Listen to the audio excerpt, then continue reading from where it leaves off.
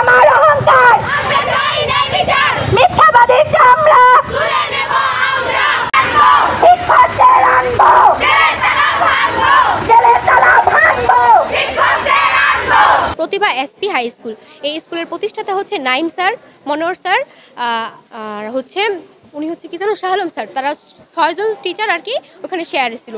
তো নাইম স্যার কী করছে, তাদের অধিকার থেকে তাদেরকে বঞ্চিত করেছে। তারা যে প্রাপ্য যেই অধিকার ছিল তাদের, সেটা তাদেরকে দেয়নি। তাদের স্কুলের মালিকানা থেকে তাদেরকে সম্পূর্ণভাবে বঞ্চিত করে দিয়েছে। যখন আমাদের শিক্ষকরা আর কি মনোহর স্যার আর হচ্ছে যে শাহ আলম স্যার, তারা যখন স্কুলে যায় তাদের অধিকারের জন্য নাইম স্যার আর কি পূর্ববর্তীকালীন সময়গুলোতে তাদেরকে বারবার ফিরিয়ে দিয়েছে। আইনের সাথে এটা নিয়ে স্যারেরা অনেকবার বসেছে, কিন্তু কি প্রশাসনের লোকেরাও এটা ভুল জানতো, কিন্তু আমাদের কাছে এটা অস্বীকার করেছে এবং কি স্যারদেরকে গুরুত্ব দেয়নি। তারা বারবার চেয়েছিল কিন্তু পায়নি, তখন তারা অনেক চেষ্টা করেছিল। কিন্তু এখন যখন আর কি আমাদের বাংলাদেশ এখন সম্পূর্ণভাবে স্বাধীন হয়েছে, স্যার এখন দেশ স্বাধীন হয়েছে, তারা চাইছে যে এখন কিছু একটা করতে। কিন্তু যেই দিন তারা আর কি হয়েছে প্রতিভা এসপি স্কুলে 3 মার্চ আর কি আমাদের শিক্ষকরা গিয়েছিল আর কি তাদের দাবি আর হচ্ছে যে তাদের অধিকার আদায়ের জন্য। কিন্তু স্যার স্কুলে যাওয়ার পরে নাইম স্যার মানে কি পলাতক ছিল, কিন্তু তার পূর্ববর্তীকালীন যেই তার পরিকল্পনা ছিল সেটা দিয়ে আমাদের শিক্ষকদেরকে ফাঁসিয়ে দিয়েছিল। এমনকি মিথ্যে মামলা দিয়েছে নারীদের দিয়ে। তার স্কুলে যে ম্যাডাম ছিল তারা আর কি স্যার তার নামে অনেক ভুলভাল মামলা দিয়েছে। স্যার এখন বর্তমান যুগটা হচ্ছে কি যে স্যার নারীদের কথাটা একটু বেশি, কিন্তু স্যার এই জন্য তারা নারীদেরকে নিয়ে একটু বেশি করছে, যে মহিলাদের দিয়ে মামলাটা দেওয়া হয়েছে যাতে আর কি এগুলো আইনের লোকেদের কাছে একটু বেশি। স্যার আমরা চাই আমাদের শিক্ষকদের মুক্তি, কারণ স্যার তাদের কোনো দোষ ছিল না, বিনা দোষে কেন তারা জেল খাটবে স্যার। আর তাছাড়া হচ্ছে যে আমাদের স্কুলের যে শিক্ষার্থী তারা যে আর কি স্যারদের কাছে তাদের কাছে আর কি আমাদের শিক্ষক স্টুডেন্টরা পড়ি, কিন্তু স্যার আমরা অনেকটা পিছিয়ে যাচ্ছি। আমাদের সামনে পরীক্ষা, আমরা এইভাবে যদি এত পিছিয়ে যাই তাহলে আমাদের পরীক্ষার রেজাল্ট খারাপ হবে, তখন কি হবে? স্যার আমরা চাই হচ্ছে যে অপরাধীর শাস্তি আর আমাদের স্বার্থের নিঃস্বার্থ মুক্তি চাই। তিনি আমাদের প্রিয় মনোহর স্যার, তপু স্যার ও শাহ আলম স্যারের অধিকার আত্মসাৎ করছে, এবং তাই না তাদেরকে যখন ন্যায় বিচার চাইতে যায় তখন তাদের চাঁদাবাজ বলে মামলা দিয়ে দিয়েছে। এখন আমাদের সামনে এইচএসসি পরীক্ষা, এখন যদি আমরা স্যারদের না পাই তাহলে আমাদের পরীক্ষার রেজাল্টের যে দায়ভার সেটা কে নেবে? কেউ কি আছে যে বলবে যে আমরা দায়ভার নিব?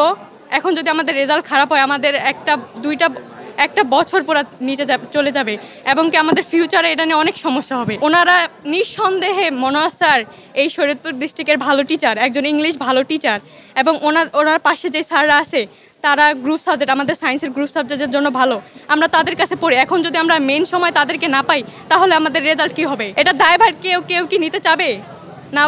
ইউনো অফিসার নিবে নাকি কে নিবে? আর যদি নেন তাহলে বলেন, তাহলে তাদের রাখেন, সমস্যা নাই। তিনি তার পাওয়ার খাটিয়ে টাকা দিয়ে থানার পুলিশদেরও কিনে নিয়েছে, তারাও ন্যায় বিচার দিতেছে না, আমাদের ঘুরাইতেছে, স্যারদের অপদস্থ করতেছে। স্যারদের এত অপমান কেন হবে? ওনারা আমাদের গুরু, ওনাদের এইসব অপমান তো হওয়ার কথা না। আমরা তাদের থেকে কি শিক্ষা নিব? কে একজন স্যার হয়ে যদি আরেকজন স্যারকে এইভাবে অপমান করে? আমরা এর নিঃস্বার্থ ন্যায় বিচার চাই, অবশ্যই চাই। সাধারণ সম্পাদক নাইম স্যার, তিনি আমাদের ভেদরগঞ্জের প্রতিভা এসপি স্কুলের প্রধান শিক্ষক এবং যুবলীগের সাধারণ সম্পাদক। এটা আপনারা আগেই জানেন। এই প্রতিভা স্কুলটার আসল প্রতিষ্ঠাতা হচ্ছেন 6 জন, তার মধ্যে 2 জন হচ্ছে আমাদের মনোহর স্যার এবং শাহ আলম স্যার, আরেকজন হচ্ছেন আনোয়ার স্যার। তাহলে আমাদের নাইম স্যার যা করেছেন, তিনি হচ্ছে তাদের সাথে প্রতারণা করে তাদের অধিকার থেকে তাদেরকে বঞ্চিত করেছেন। তিনি চেষ্টা করেছেন যে কোনোভাবে স্কুলের মালিকানাটা তিনি একা নিয়ে নেবেন, অনেক চেষ্টা করেছেন। কিন্তু Manohar sir, Shah Alam sir, Anwar sir তারা তাদের অধিকার ছাড়তে রাজি নন। তারা বিগত বছরগুলোতে অনেক চেষ্টা করেছেন তাদের অধিকার আদায়ের জন্য, কিন্তু তারা বারবার আইনের কাছে হার মানতে বাধ্য হয়েছে। আইন তাদের সহায়তা করবে না, কিছুতেই করবে না। যৌন হয়রানিমূলক কুকর্মের জন্য সেরা একটি স্কুল। আমাদের স্যারদের তারা বিভিন্নভাবে হয়রানিমূলক শিকার করা হয়েছে, তাদের জন্য তারা স্যাররা বিভিন্নমূলক হয়রানিমূলক সে কর্মের শিকার হয়েছে।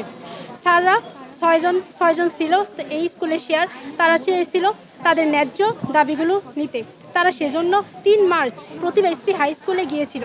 প্রতিভা এসপি হাই স্কুলে যাওয়ার পর ওইখানে তারা তাদের ন্যায্য দাবি চেয়েছে, কিন্তু ওইখানে আমরা প্রতিবার বিভিন্ন সোশ্যাল মিডিয়ার সাইটগুলো দেখলে আমরা বুঝতে পারবো যে ওই স্যারদের নামে মিথ্যা মামলা, তারা বিভিন্ন ধরনের মিথ্যা মামলা দিয়েছে। স্যাররা তাদের অধিকার চাইতে গিয়েছিল। তারা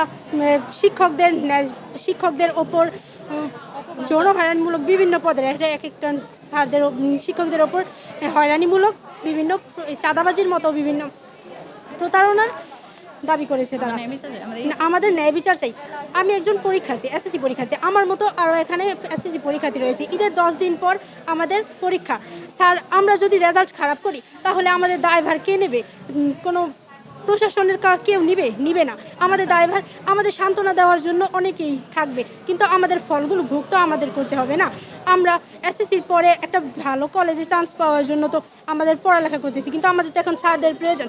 আমাদের বিভিন্ন সমস্যা থাকতে পারে, আমাদের স্যারদের দরকার। এই জন্য আমরা স্যারদের ন্যায্য অধিকার সহ স্যারদের ফিরিয়ে আনতে চাই, সসম্মানে স্যারদের ফিরিয়ে আনতে চাই। প্রতিভা সায়েন্স প্রিপারেটরি স্কুলের একজন শেয়ার হোল্ডার। সেখানে 6 জন মিলে স্কুল করছিল, 6 জন শেয়ার হোল্ডার মিলে। সেই 6 জনের মধ্যে 3 জন ছিল নাইম স্যারেরা 3 ভাই, আর বাহিরে ছিল 3 জন, Shah Alam sir, Monowar sir, Anwar sir. তো যখন স্কুলটা কমপ্লিট হয় তখন তারা মানে আওয়ামী লীগ সরকার থাকার সেই সুযোগটা নিয়ে, দলগত সুযোগ নিয়ে তারা আমার হাজব্যান্ড এবং বাকি 2 জনকে স্কুল থেকে বহিষ্কার করে দেয়, মানে মালিকানা থেকে বঞ্চিত করে। কিন্তু তখন আমি অনেক কষ্ট করছি, আমার হাজব্যান্ড অনেক কষ্ট করছে। সে কষ্টগুলো বলার মতো না, যেগুলো সবার সামনে বললে ভাষায় প্রকাশ করার মতো না। কিন্তু তখন আমরা দলের কাছে, ক্ষমতার কাছে হার মানছি। কিন্তু এখন যখন আমরা সুযোগ পাইছি, আমরা যখন সুযোগ পাওয়ার পরে আমরা আমাদের মালিকানা দাবি করতে গেছি। মালিকানা দাবি করতে যাওয়ার পরে নাইম স্যার মিথ্যা মামলা দিয়ে, উনি হচ্ছে আওয়ামী লীগের যুবলীগের সাধারণ সম্পাদক, সাধারণ সম্পাদক। তো উনি একজন আওয়ামী লীগ কর্মী হয়েও বিএনপির কর্মীদের কাছ থেকে শেল্টার পায়, অথচ আর আমরা নির্দোষ হয়েও, নিরপরাধী হয়েও আমরা মিথ্যা মামলায় ফাঁসা যাই। উনি স্কুল যখন দাবি করতে যায় তখন উনি মিথ্যা মামলা, চাঁদাবাজির মামলা দিয়ে আমার হাজব্যান্ড এবং বাকি 2 জনকে ধরায় দেয়।